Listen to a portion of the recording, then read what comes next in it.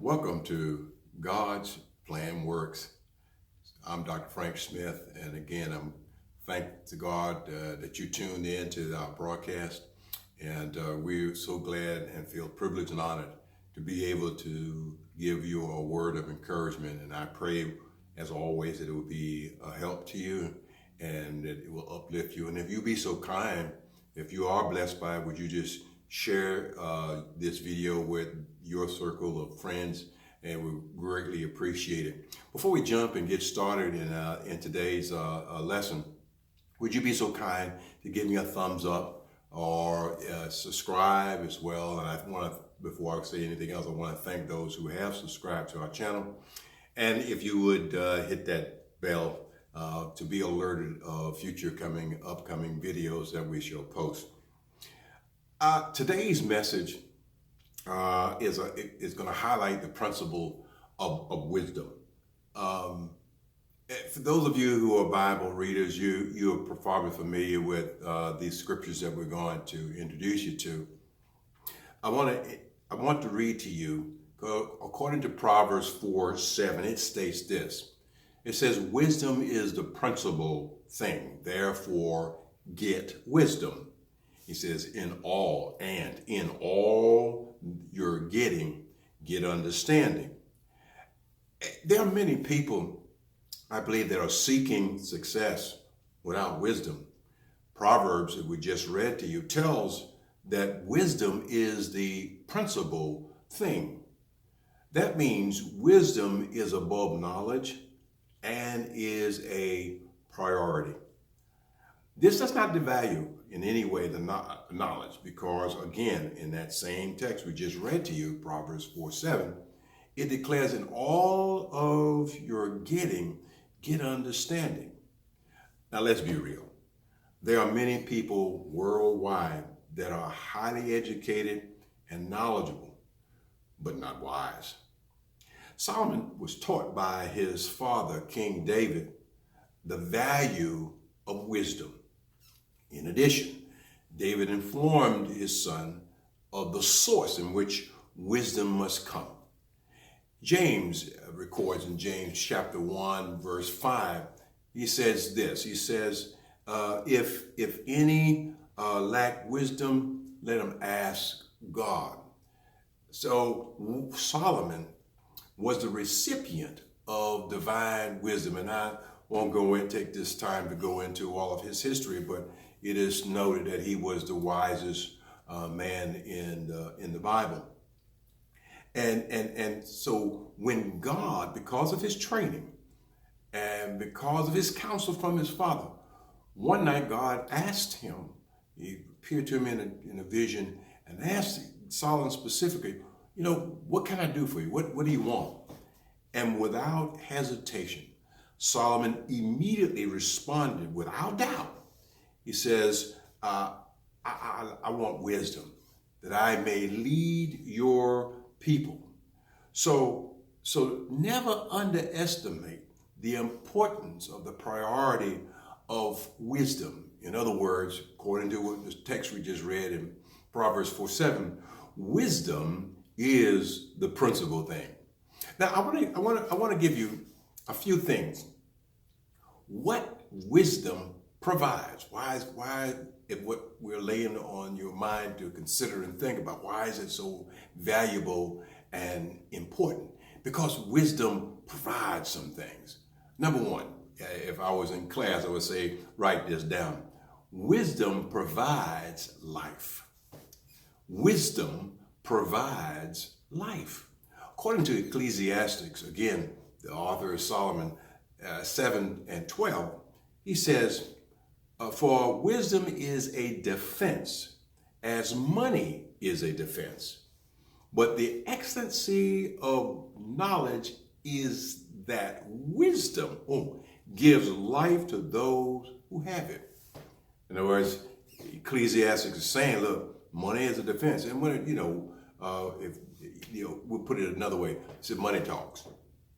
If you have money, you can pretty much You can pretty much do a lot of things if you have money. You can pay your bills, you can buy a grocery, you can eat in the fanciest restaurant, buy the best car. All these things money can do.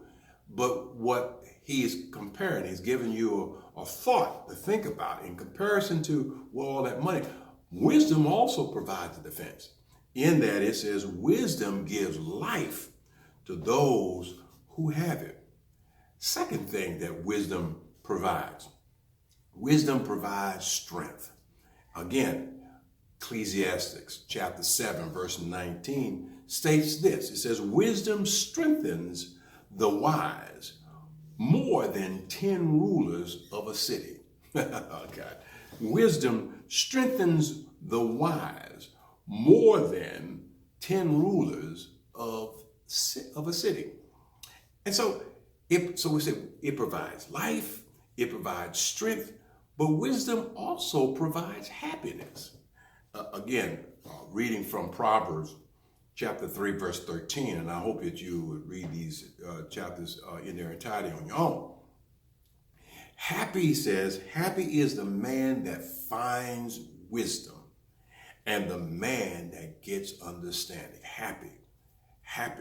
That principle of wisdom is important. It's vital. And with wisdom, you can outmaneuver the most brilliant of the minds of our era or our age. And that wisdom that comes from God, as we were saying to you, it gives you life. Because, see, you can have a lot of knowledge, but if you don't know how to apply that knowledge, there's an old saying that says, Greek saying is, knowledge is power. But the reality, the application of knowledge is power. And what is the application? Wisdom. Wisdom will help you as you gain your knowledge and you gain your understanding. Wisdom gives you the ability of knowing how to appropriately apply what you know. And when that wisdom comes from the very throne of God, there is nothing higher than God Himself. Bottom line, because I don't want to belabor you too long on this lesson today. The bottom line is this. According to the text, it says that wisdom is more valuable than rubies. I'm quoting from Job 28, verse 18. It's the latter portion of Job 28:18.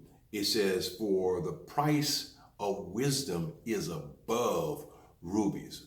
The most precious stones you can ever come up with, dig out of the earth.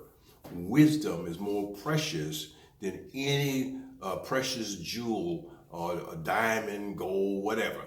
It's more precious than that. So if the Bible, the biblical principle is emphasizing to you and I, if you really want to get something in life, get wisdom. And the source of that wisdom, the place to get that wisdom, according to James 1:5, is God. And so I want to stress to you this divine principle that when it's applied, as this ministry is all about, God's plan works. Wisdom, and I want to say divine wisdom works every time. And I just want to consider this before I depart or leave you this short speak. If you find yourself, anyone who's listening to this today, if you find yourself confused about what to do, and life is just that way. It could things could be going around, and all of a sudden things can just change just like that, and it leaves you in a confused state of dilemma, not knowing what to do. You're not to go left, right, up or down, stand still, move. You just don't know what to do. And I'm sorry about that.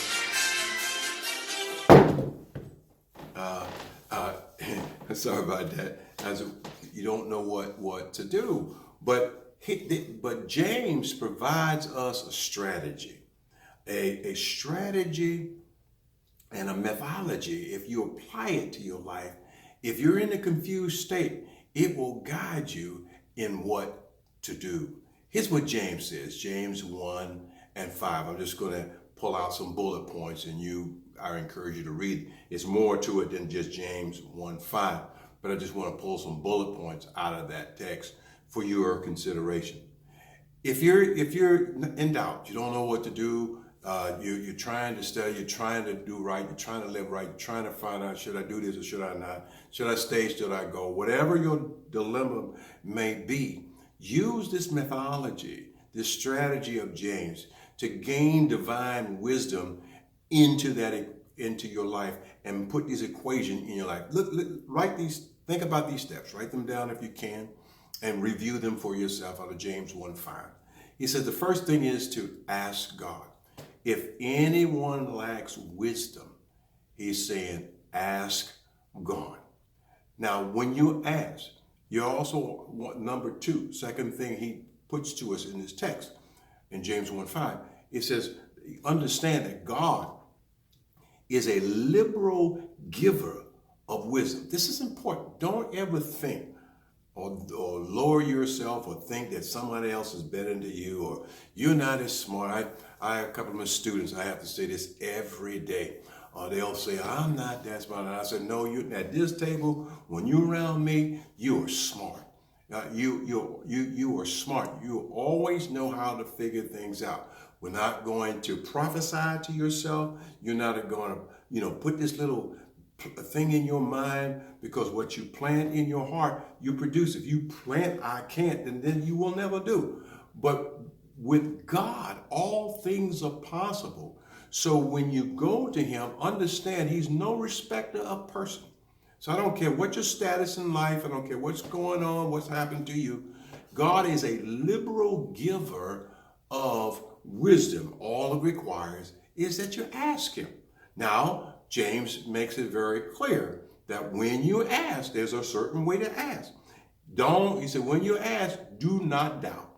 Because when you ask, whatever it is that you're asking of God, do not doubt. Now, I want to qualify this as well for those who may not be as familiar with this. Well, I asked God and he didn't do that. Now, please include, according to his will, that God answers. He's answering now. You may want it packaged in a certain way, and God said, no, that's not the way I'm going to present it to you. And if he doesn't present it way, he's answered you. That the timing may not be right, the whatever you're asking for may not be right. But if you ask God according to your will, the plan you have for my life, Lord, I need your understanding, and above all, I need your wisdom in this situation.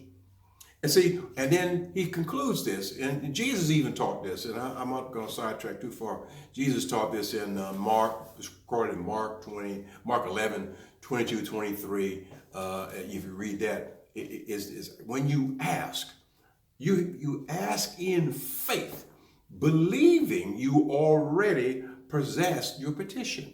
So in other words, when we're approaching for divine wisdom, we're asking God for his wisdom in whatever the subject matter, whatever the need you have, whatever's going on. You got to act and believe as if all what you asked for, you already got it. But how's that? How can I walk? Well, Moses did. Noah did it for 120 years. He built a ship, and there was no such thing as rain at his time. And people thought he was crazy, but he was building, and when they asked him, I'm sure he said, because the Lord said it's going to rain. That was simple. And it's every day he hammered a nail. Every day he put a board or side of that boat. Every day he built the position or the boat according to the divine plan of God. He knew it's going to rain. See, it says if it was going to it's already done. So when you ask for wisdom, believe that it's already done. And so I want to leave you with that principle to ponder in your heart and your mind and think about. Just please, wisdom is the principal thing according to the text we open with today. It is the principle. And that simply means, principle means it's the priority. It's the first thing. It is, you can't get any better than having God's divine wisdom in your life. You can't get any higher, and you're definitely not going to get no lower than that. So wisdom is the principal thing. So in all you're getting, according to Solomon, get wisdom. And in all you're getting, get understanding. Get understanding. And through your understanding, God, divine wisdom will direct and guide your path. So, hey, look, I don't want to keep you too long. I just want to let you know until our next video, as always, I pray God that he smiles upon you. I pray that God's grace and mercy will forever follow you. I pray for you that God's peace will rest on you and all more importantly in your life. And so again, I ask that you would consider, before we go, that you would consider my book, Doing the Greater Work. You can purchase it from Amazon. It gives you the principles. And we talked about this in our last video. It gives you some thought. How did Jesus do? Because he said, greater work shall you do that I go to my Father. So how is that possible? How did he do all the things to do? So we gave you some things to think about, because he said, the things that I do, you do too. So we want to know how. So in my book, Doing the Greater Work, we strove to drive that point home of how we can do greater works for God. So again, I want to thank you for tuning in. May God bless you again and smile upon you. Until next video, have peace, and we'll see you next week.